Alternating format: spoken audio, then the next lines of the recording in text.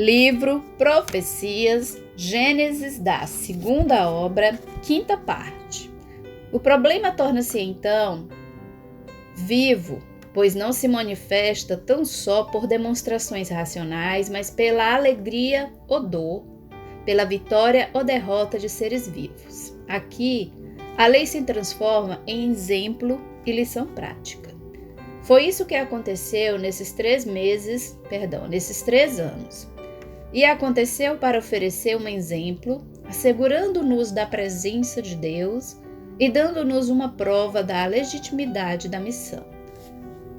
É também uma advertência para os céticos e uma evidente manifestação da lei para que todos sintam sua existência e funcionamento.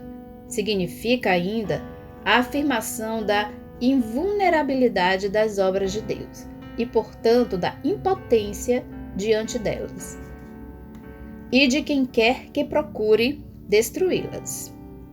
São muitas as lições que este caso nos oferece, sobrelevando-se a maior delas quem faz o bem a si mesmo e quem faz o mal também o faz a si próprio. Este caso aqui descrito tem um profundo significado de ser um dos infinitos momentos da universal luta do mal contra o bem, em que este sai triunfante, pois esta é a lei. Dessa luta cósmica, este é apenas um caso particular, que acontece conosco todos os dias, aplicando-se nele as normas do caso geral.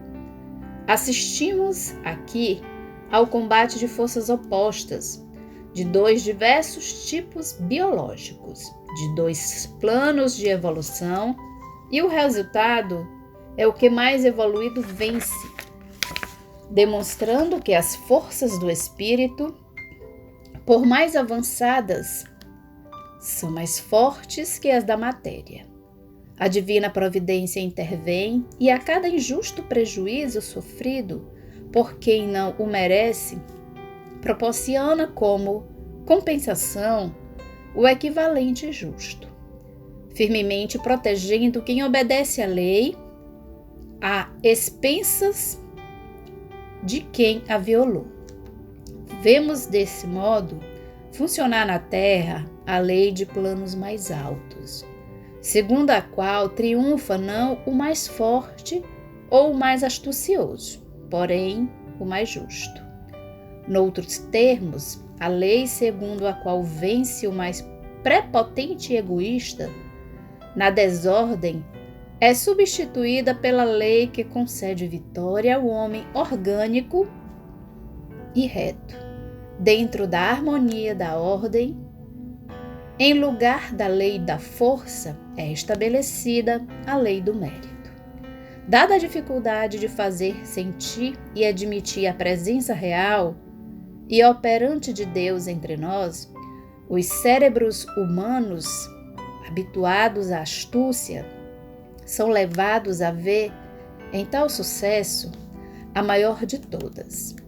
O valor deste caso é haver oferecido uma lição no próprio terreno das confusões humanas, onde tanta gente se movimenta, o que quer dizer num ambiente mais cheio de atividades e mais acessível à sua percepção.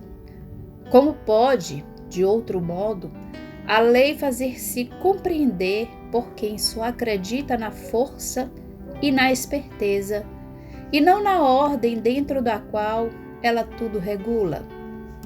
Como introduzir, diferentemente, em cérebros condicionados, a ideia de luta e que não admitem outra coisa, o conceito orgânico do funcionamento do universal, do qual o homem faz parte, sendo-lhe vantajoso saber coordenar-se dentro desse organismo, ao invés de rebelar-se para impor-se, para persuadir essas almas acostumadas a respeitar somente o vencedor, porque este deu provas de ser mais forte, que mais pode ajudá-las, senão um exemplo vivo de triunfo?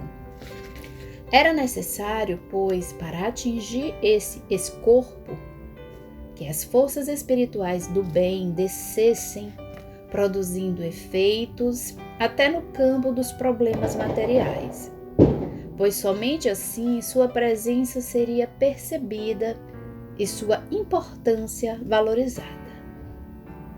Num mundo onde só se estima a força, era preciso que o Evangelho desse uma prova de força para fazer-se entender. Deveria usar a linguagem da vitória no terreno das coisas materiais, que todos compreendem. Importava vencer honestamente, sem armas, e as sagacidades humanas, para depois utilizar a vitória como fator de ajuda e educação.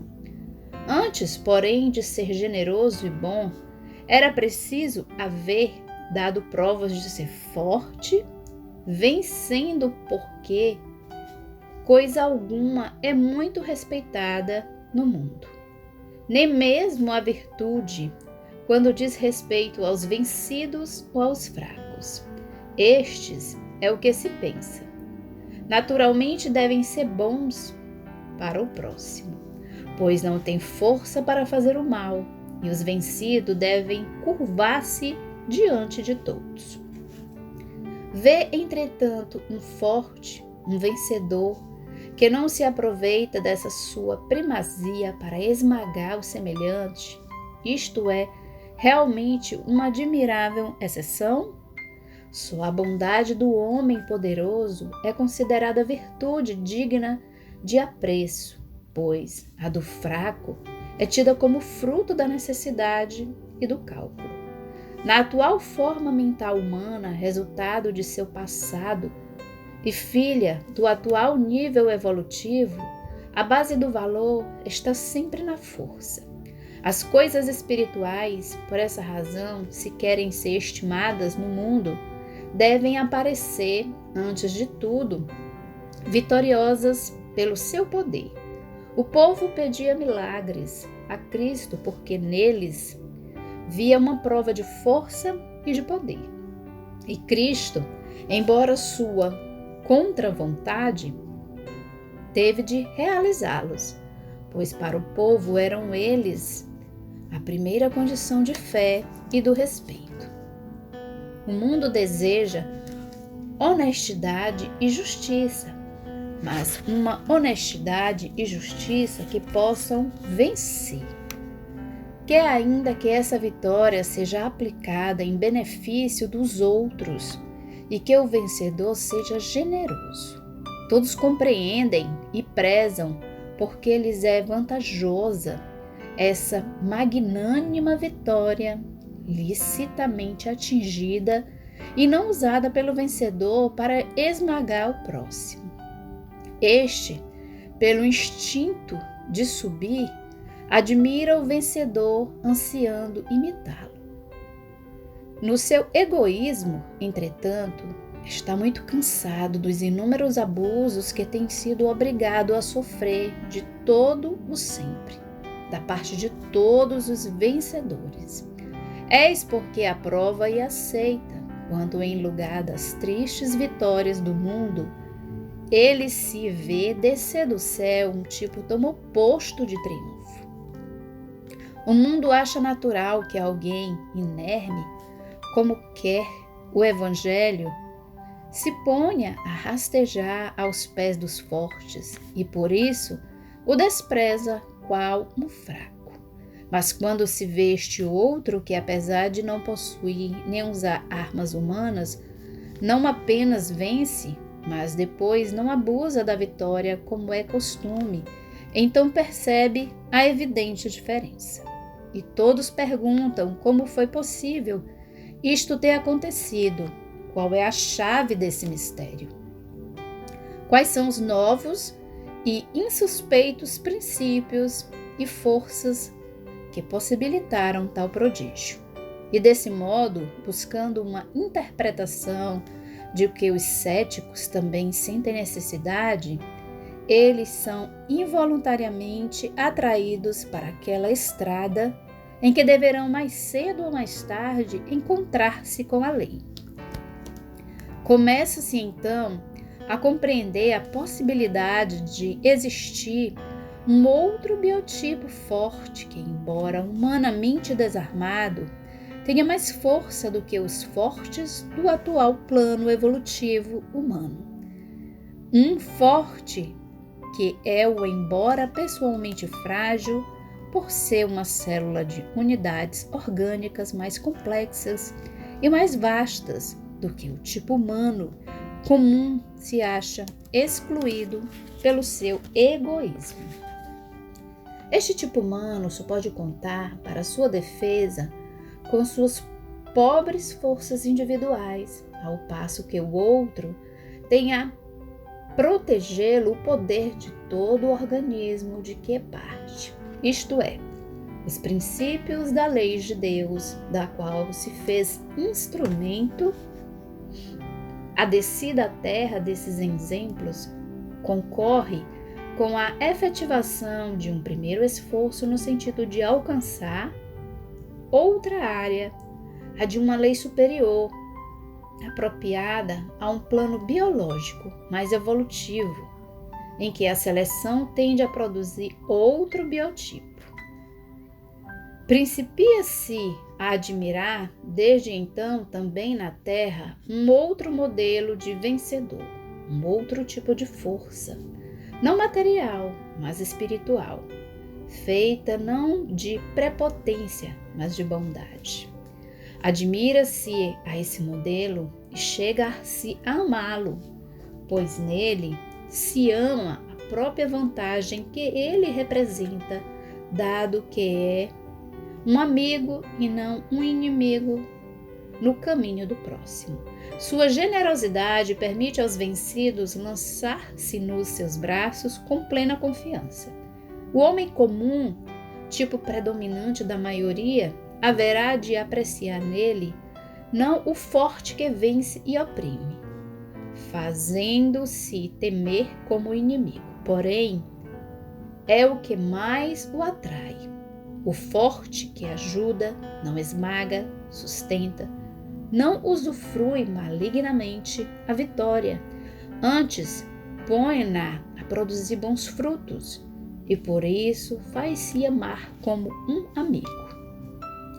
A vida, em seu utilitarismo, luta por liberar-se da pressão do egoísmo, que se defende o indivíduo, pesa sobre todos, esforça-se por alcançar essas formas superiores que a protegem muito mais, subtraindo-a do estado de luta e insegurança em que esse doloroso estado atual. A vida chegará desta maneira, através do labor da evolução, a produzir outro biotipo de forte vencedor, o forte, generoso e orgânico que usa sua vitória para o bem de todos, vendo na coletividade seus próprios irmãos. A força de repetir-se por milênios esta palavra, fraternidade, a força da pregação do Evangelho e, sobretudo, a força de sofrer todos os prejuízos da egoística vitória dos fortes, essa ideia mais humana, acabará por fixar-se no seio da humanidade. E o homem encontrará forças para rebelar-se contra as formas inferiores da existência, abandoná-as depois de as haver sofrido por tantos milênios. Nosso semelhante então deixará de ser um adversário e um perigo, tornando-se um irmão e um auxílio. A sociedade humana deixará de ser dirigida por uma ordem baseada na disciplina da força e do medo, passando a uma ordenação assentada em convicta disciplina de amor. Então, como foi mudada a concepção de Deus, que passou da ideia mosaica de um chefe forte, desapiedado e vingativo, à atual, de um Deus amigo que nos ama com justiça, também, paralelamente, se modificará a concepção das relações humanas. Não mais a que se alicerça sobre o egoísmo separatista do mais forte, mas a que se firma num altruísmo em que todos se compreendem, coordenando-se organicamente para maior proveito coletivo. O vencedor mais forte, nesse caso, não será temido, mas amado, e sua vitória será estável, porque não se fundamenta na opressão, que está sempre a oscilar ante as reações de revolta, mas na colaboração que concilia em utilidade geral as atividades e os interesses de todos. Eis, num breve resumo, a teoria geral do nosso caso, observando em profundidade, diariamente, minha vida e a vida dos outros. Tenho podido dispor, durante meio século, de um campo de observação e de um laboratório experimental para o estudo positivo dos fenômenos morais. As precedentes afirmações firmam-se, portanto, nas mesmas bases objetivas e experimentais que servem de apoio à ciência e se concordam com as teorias gerais desenvolvidas na obra. Aqui as confirmam com fatos, provando-os através de métodos da observação e da experiência.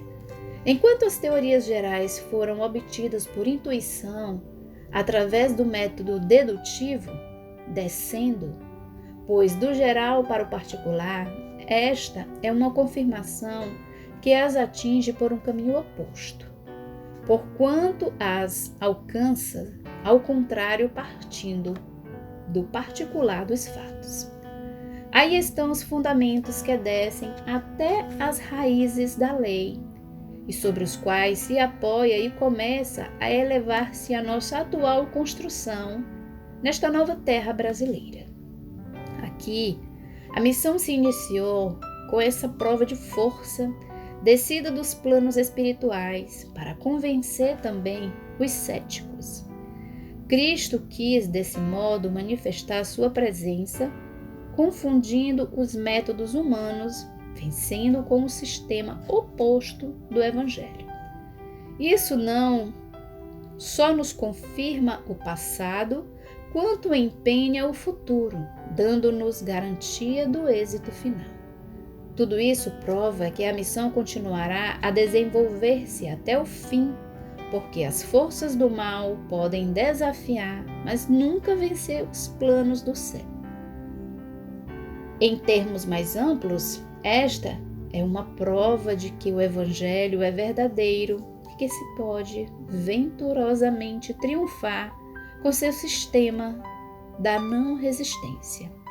O que é certo é que Cristo não nos ofertou essa nova prova para minha glória, mas tão somente para a glória sua e do seu Evangelho.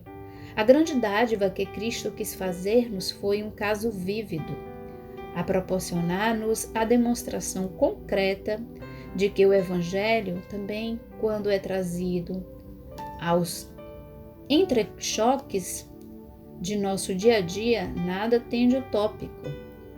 Antes, representa uma real utilidade prática. Na difícil arte de vencer, supremo sonho de todos os viventes, é assim demonstrada a superioridade do método evangélico sobre todos os outros. E é maravilhoso ver como, neste caso, que ele se revela plenamente eficaz, mesmo se praticando de todo modo individual no seio de uma sociedade não evoluída. Esse método pode ser, portanto, usado vantajosamente para cada pessoa, que por si própria o fará funcionar antes mesmo que ele venha a ser compreendido e usado pela coletividade. A muitos poderá parecer que essa renovação dependa da reciprocidade, não podendo ser alcançada senão coletivamente. Ao contrário, este caso nos mostra como o ingresso a superiores planos de vida está aberto a todos, de modo geral, mas logicamente também a cada um de maneira pessoal, desde que esteja preparado para poder neles entrar. São estes os alicerces sobre os quais se elevará o novo edifício. A grande veracidade deste caso nos ensina, e isso seria muito útil ao homem compreender, que a lei defende quem a segue, mesmo que seja uma criatura isolada no seio de todo o universo. Para isso, não é necessário que o estado orgânico superior já tenha sido atingido por toda a raça humana. Existem humanidades superiores que já vivem nesse estado orgânico. O indivíduo, alcançada sua maturação, passa automaticamente a fazer parte delas. E quem nelas ingressa, embora materialmente esteja vivendo no ambiente terrestre, passa a usufruir todas as defesas e dispor de todas as forças e poderes que, de direito, pertencem aos seres daquele plano. Para entrar no círculo de tais humanidades e desses planos superiores de vida, a estrada aberta a todos é viver a lei. A consequência prática compreensível também neste mundo é que a lei não defende quem não a segue. Para este não existe a divina providência. Ele é, portanto, deixado às suas próprias forças, já que, pelo seu sentimento egoísta, ele mesmo desejou isolar-se do organismo das forças espirituais que governam o universo com bondade e justiça. Esta é a triste sorte dos involuídos que ainda não querem participar da ordem divina.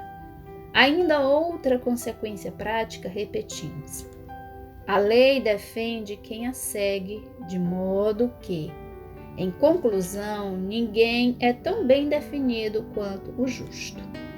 Esta, que parece a maior das utopias, é a ousadíssima tese aqui apenas esboçada, que sustentaremos no volume A Grande Batalha. Nele demonstraremos que o mais elevado sistema, o melhor meio de vencer na luta pela vida, é o sistema da retidão do Evangelho. São Vicente, Natal de 1955.